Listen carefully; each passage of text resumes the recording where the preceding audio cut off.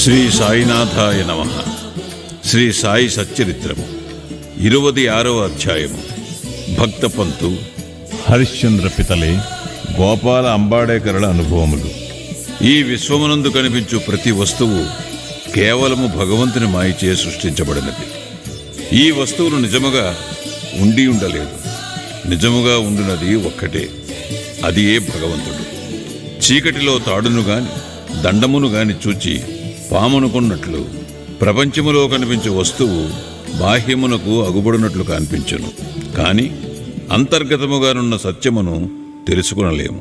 సద్గురువే మన బుద్ధియను అక్షులను తెరిపించి వస్తువులను సరిగా చూచినట్లు చేయును. మనకు అగుబడినది నిజస్వరూపము కాదని గ్రహించేదము. కాబట్టి సద్గురుని అసలైన దృష్టిని కలుగుజేయమని ప్రార్థింతుముగాక. అదే సత్యదృష్టి. ఆంతరిక పూజ.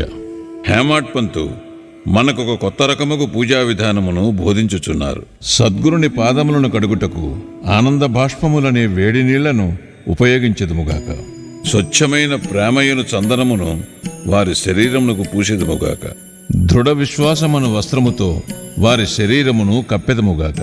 అష్టసాత్విక భావములనడి 8 తామర పుష్పములు సమర్పించెదముగాక. ఏకాగ్ర చిత్తమును ఫలమును సమర్పించెదముగాక. భావమును బుక్క వారి శిరముపై జల్లి భక్తి అనే మొలత్రాడను కట్టెదముగాక. మన శిరస్సును వారి బొటన వ్రేళ్లపై నుంచెదముగాక. సద్గురుని ఈ ప్రకారముగా నగలతో అలంకరించి మన సర్వస్వమును వారికి సమర్పించెదముగాక. అట్టి ఆనందకరమైన పూజ చేసిన పిమ్మట ఇటులో ప్రార్థించెదముగాక. మా మనస్సును అంతర్ముఖము చేయుము, దానిని లోపల వైపు పోవున్నట్లు చేయుము. నిత్యానిత్యములకు గల తారతమ్యమును తెలుసుకుని శక్తి దయచేయుము. ప్రపంచ వస్తువులందు మాకు గల ఆసక్తిని పోగొట్టి మాకు ఆత్మ సాక్షాత్కారము కలుగునట్లు చేయుము. మేము మా శరీరమును ప్రాణమును సర్వమును నీకు సమర్పించెదము. సుఖదుఖానుభవములు కలుగుకుండునట్లు మా నేత్రములు నీవిగా చేయుము. మా శరీరమును మనస్సును నీ స్వాధీనమందుంచుకొనుచు నీ ఇష్టము వచ్చినట్లు చేయుము. మా చంచల మనస్సు నీ పాదముల చెంత విశ్రాంతి పొందుగాక. ఇక ఈ అధ్యాయములోని కథల వైపు మరలదుము. భక్త పంతు. ఒకనాడు పంతు అను భక్తుడు మరొక సద్గురుని శిష్యుడు అదృష్టవశమున షిరిడీకి వచ్చెను. అతనికి షిరిడీకి పోవు ఇచ్చ లేకుండెను. కాని తానొకటి తలిచిన దైవం ఇంకొకటి తలుచునందరు. అతడు బీబీ అండ్ సిఐ రైల్వేలో పోవుచుండెను. అందులో అనేకులు స్నేహితులు బంధువులు కలిసిరి.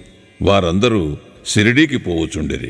వారందరూ తమ వెంట రమ్మని కోరగా అతడు వారిని కాదనలేకుండెను. వారు బొంబాయిలో దిగిరి. పంతు విరార్లో దిగెను. అచ్చట తన గురువును దర్శించి షిరిడీకి పోవుటకు అనుమతి పొంది ఖర్చుల నిమిత్తము డబ్బును కూర్చుకుని అందరితో కలిసి షిరిడీకి వచ్చాను.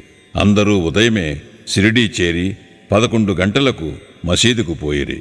బాబా పూజ కొరకు చేరిన భక్తుల గుంపును చూచి అందరూ సంతసించిరి. కాని పంతుకు మూర్ఛ వచ్చి హఠాత్తుగా క్రింద పడెను. వారందరూ భయపడిరి. అతనికి చైతన్యము కలిగించుటకు ప్రయత్నించిరి. అతని ముఖముపై నీళ్లు చల్లగా బాబా కటాక్షముచే తెలివి వచ్చెను. నిద్ర నుంచి లేచిన వాని వలె లేచి కూర్చుండెను. సర్వజ్ఞుడకు బాబా అతడు ఇంకొక గురువు తాలూకు శిష్యుడని గ్రహించి నిర్భయముగా నుండుమని ధైర్యము చెప్పుచూ తన గురువునందే భక్తి నిలుచున్నట్లా ఈ క్రింది విధముగా పలికెను. ఏమైనను కానిండు పట్టు విడువరాదు. నీ గురుని ఎందే ఆశ్రయము నిలుపుము. ఎల్లప్పుడూ నిలకడగా ఉండుము. ఎప్పుడూ వారి ధ్యానమునందే మునిగియుండుము. పంతు ఈ మాటల యొక్క ప్రాముఖ్యమును గ్రహించాను. ఈ విధముగా తన సద్గురుని జ్ఞప్తికి తెచ్చుకొనెను. అతడు తన జీవితములో బాబా చేసిన ఈ మేలును మరువలేదు. హరిశ్చంద్ర పితలే. బొంబాయిలో హరిశ్చంద్ర పితలే అనునాథుడుండెను. అతనికి మూర్ఛ రోగముతో బాధపడుచున్న కొడుకొకడు గలడు. ఇంగ్లీషు మందులను ఆయుర్వేదపు మందులను కూడా వాడాను, కానీ జబ్బు కుదరలేదు. కావున యోగుల పాదములపై పడుటయనే సాధన యొక్కటే మిగిలెను. 15వ అధ్యాయమందు చక్కని కీర్తనలచే దాసగను బాబా కీర్తిని బొంబాయి ప్రెసిడెన్సీలో వెల్లడి చేసినని తెలుసుకుంటిమి. 1910లో పితలే అట్టి కథలు కొన్నిటిని వినెను. వాని నుండి ఇతరులు చెప్పిన దాని నుండి బాబా తన దృష్టి చేతను స్పర్శ చేతను బాగుగానట్టి జబ్బులను బాగుచేయునని గ్రహించెను. సాయిబాబాను చూచుటకు మనస్సులో కోరిక పుట్టెను. సర్వవిధములా సన్నాహమై బహుమానములను వెంట తీసుకుని పండ్ల బుట్టలను పట్టుకొని భార్యాబిడ్డలతో షిరిడీకి వచ్చాను. అతడు మసీదుకు పోయెను. బాబాకు సాష్టాంగ నమస్కారము చేశాను. తన రోగి కొడుకును బాబా పాదములపై వైచెను.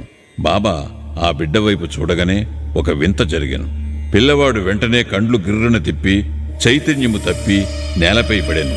అతని నోట చొంగ కారెను. అతని శరీరమున చెమట పట్టెను. అతడు చచ్చిన వాని వలె పడెను. దీనిని చూచి తల్లిదండ్రులు మిక్కిలి భయపడిరి. అటువంటి మూర్ఛలు వచ్చిచుండెను గాని ఈ మూర్ఛ చాలాసేపటి వరకు ఉండెను. తల్లి కంటినీరు వరదలుగా కారుచుండెను. ఆమె ఏడ్చుటకు మొదలెడెను. ఆమె స్థితి దొంగల నుండి తప్పించుకునవలెనని ఒక గృహములోనికి పరుగెత్తగా అది తన నెత్తిపై పడినట్లు, పులికి భయపడి పారిపోయి కషాయవాని చేతిలో పడిన ఆవువలే, ఎండచే బాధపడి చెట్టు నీడకు పోగా అది బాటసారిపై పడినట్లు, లేదా భక్తుడు దేవాలయమునకు పోగా అది వానిపై కూలినట్లు ఉండెను. ఆమె ఇటు లేచుచుండగా బాబా ఆమెనుటిలో ఓదార్చెను. ఇటు లేడవలదు, కొంతసేపు ఆగుము, ఓపికతో ఉండుము. కుర్రవానిని బసకు తీసుకొని పొమ్ము. అరగంటలో వానికి చైతన్యము వచ్చును. బాబా చెప్పిన ప్రకారము వారు నెరవేర్చిరి. బాబా మాటలు యథార్థములయ్యాను. ద్వాడాలోనికి తీసుకుని పోగానే కుర్రవానికి చైతన్యము వచ్చాను. పితలే కుటుంబమంతయు సంతోషించేరి. వారి సంశయములన్నయూ తీరెను. పితలే బాబా దర్శనమునకై భార్యతో మసీదుకు వచ్చాను. వారు బాబా పాదములకు వినయముగా సాష్టాంగ నమస్కారము చేసి వారి పాదములు నొత్తుచూ కూర్చుండెరి. మనస్సులో బాబా చేసిన ఉపకారమునకు నమస్కరించుచుండెరి. బాబా చిరునవ్వుతో ఇట్లనిరి: నీ ఆలోచనలు, సంశయములు, భయోత్పాతములు ఇప్పుడు చల్లబడినవా? ఎవరికైతే నమ్మకము, ఓపిక కలదో వారిని తప్పక భగవంతుడు రక్షించను. పితలే ధనికుడు, మర్యాద గలవాడు. అతడందరికీ అపరిమితముగా మిఠాయి పంచిపెట్టాను. బాబాకు చక్కని పండ్లను తాంబూలము ఇచ్చాను. పితలే భార్య సాత్వికురాలు. ఆమె నిరాడంబరత ప్రేమభక్తులతో నిండియుండెను. ఆమె స్తంభమునకు దగ్గరగా కూర్చుని బాబా వైపు దృష్టి నిగడ్చి కండ్ల నుండి ఆనందబాష్పములు రాల్చుచుండెను. ఆమె స్నేహప్రేమ భావములను కని బాబా మిక్కిలి సంతుష్టి చెందాను. దేవుని వలె యోగీశ్వరులు కూడా తమ భక్తులపై ఆధారపడెదరు. ఏ భక్తుడు హృదయపూర్వకముగను మనఃపూర్వకముగను పూజించి శరణు వేడునో వానికే భగవంతుడు తోడ్పడును. వారు కొద్ది రోజులు బాబా వద్ద సుఖముగానున్న పిమ్మట ఇంటికి పోవ నిశ్చయించిరి. బాబా దర్శనమునకై మసీదుకు వచ్చిరి. బాబా వారికి ఊదీ ప్రసాదమిచ్చి ఆశీర్వదించాను. పితలేను దగ్గరికి పిలిచి ఇట్లనెను: బాపు, అంతకు ముందు 2 రూపాయలు ఇచ్చియుంటిని, ఇప్పుడు 3 రూపాయలు ఇచ్చుచున్నాను. వీరిని మీ పూజామందిరములో పెట్టుకుని పూజింపుము. నీవు మేలు పొందెదవు. పితలే వీనిని ప్రసాదముగా అంగీకరించాను. బాబాకు సాష్టాంగ నమస్కారము చేసి ఆశీర్వచనములకే ప్రార్థించాను. ఇదే తాను షిరిడీ పోవుట మొదటిసారి గనుక అంతకుముందు 2 రూపాయలు ఇచ్చినను బాబా మాటలకర్థము గ్రహింపలేకుండెను. దీనిని తెలుసుకునవలనని కుతూహలపడెను. కాని బాబా ఊరకొనెను.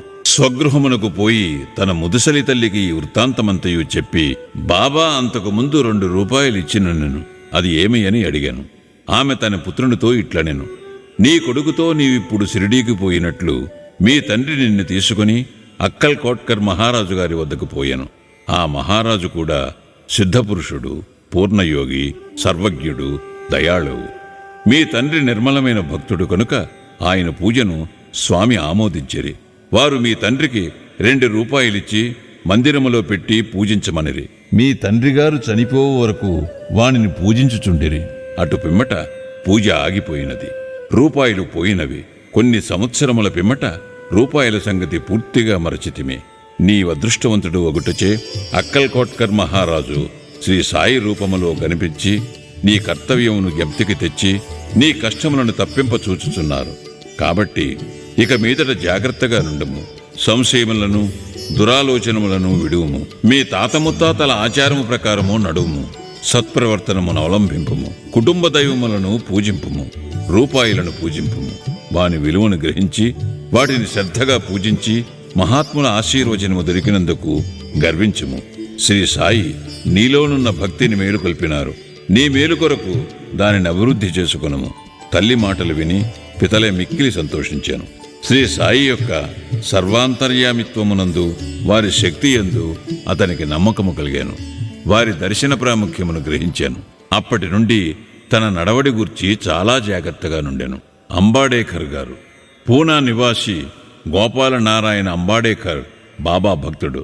అతడు ఆబ్కారీ డిపార్ట్మెంట్లో 10 సంవత్సరములు నౌకరీ చేశాను. ఠానా జిల్లాలోను జవహర్ స్టేట్లోనూ ఆయన ఉద్యోగములు చేసి విరమించుకునేను. మరొక ఉద్యోగము కొరకు ప్రయత్నించాను, కానీ ఫలించలేదు. అతడు అనేక కష్టములు పాలయ్యాను. అతని స్థితి రాను రాను అసంతృప్తికరముగా నుండెను. ఈ ప్రకారము 7 ఏండ్లు గడిచాను. అతడు ప్రతి సంవత్సరము షిరిడీకి పోవచ్చు బాబాకు తన కష్టములు చెప్పుచుండేవాడు. 1916లో అతని స్థితి చాలా హీనముగా నుండుటచే షిరిడీలో ప్రాణత్యాగము చేయ నిశ్చయించుకొనెను. అతడు భార్యతో షిరిడీకి వచ్చి 2 మాసములుండెను. దీక్షిత్వాడాకు ముందున్న ఎడ్లబండి మీద కూర్చొని ఒకనాడు రాత్రి దగ్గరున్న నూతిలో పడి చావాలనని నిశ్చయించుకొనెను. అతడి ప్రకారము చేయ నిశ్చయించుకొనగానే బాబా మరొకటి చేయ నిశ్చయించాను. కొన్ని అడుగుల దూరమున ఒక హోటల్ ఉండెను. దాని యజమాని సగుణమేరు నాయక్. అతడు బాబా భక్తుడు. అతడు అంబాడేకర్ను పిలిచి, అక్కల్ కోట్కర్ మహారాజు గారి చరిత్రను చదివితివా అని అడుగుచూ పుస్తకమునిచ్చాను. అంబాడేకర్ దానిని తీసుకుని చదువునించాను. పుస్తకము తెరిచేసరికి ఈ కథ వచ్చాను. అక్కల్ కోట్కర్ మహారాజు గారి కాలములో ఒక భక్తుడు బాగుగానటి దీర్ఘరోగము చే బాధపడుచుండెను. బాధను సహించలేక నిరాశ చెంది బావిలో దుమికెను. వెంటనే మహారాజు వచ్చి వానిని బావిలో నుంచి బయటికి తీసి ఇట్లనెను, గత జన్మ పాపపుణ్యములను నీవు అనుభవించక తప్పదు. కర్మానుభవము పూర్తి కాకున్నచో ప్రాణత్యాగము నీకు తోడ్పడదు. నీవింకొక జన్మమెత్తి బాధను అనుభవించవలను. చచ్చుటకు ముందు కొంతకాలము ఏల ఈ కర్మను అనుభవించరాదు. గత జన్మముల పాపములు ఏల తుడిచివేయరాదు. దానిని శాశ్వతముగా పోవునట్లు చేయుము. సమయోచితమైన ఈ కథను చదివి అంబాడేకర్ మిగులు ఆశ్చర్యపడెను. వాని మనస్సు కరిగెను. బాబా సలహా ఈ ప్రకారముగా లభింపనచో వాడు చచ్చియేయుండును. బాబా సర్వజ్ఞత్వమును దయాళుత్వమును చూచి అంబాడేకరుకు బాబా యందు నమ్మకము బలపడి అతని భక్తి దృఢమయ్యను. అతని తండ్రి అక్కల్ కోట్కర్ మహారాజు భక్తుడు కాన కొడుకు కూడా తండ్రి వలె భక్తుడు కావాలనని బాబా కోరిక. అతడు బాబా ఆశీర్వచనమును పొందెను. వాని శ్రేయస్సు వృద్ధి పొందెను. జ్యోతిష్యము చదివి అందులో ప్రావీణ్యము సంపాదించి దాని ద్వారా తన పరిస్థితి బాగు చేసుకొనెను. కావలసినంత ధనమును సంపాదించుకొనగలిగాను. మిగతా జీవితమంతయు సుఖముగా గడిపాను. శ్రీ సాయినాథాయ నమః. 26వ అధ్యాయము సంపూర్ణము. సద్గురు శ్రీ సాయినాథార్పణమస్తు. శుభం భవతు.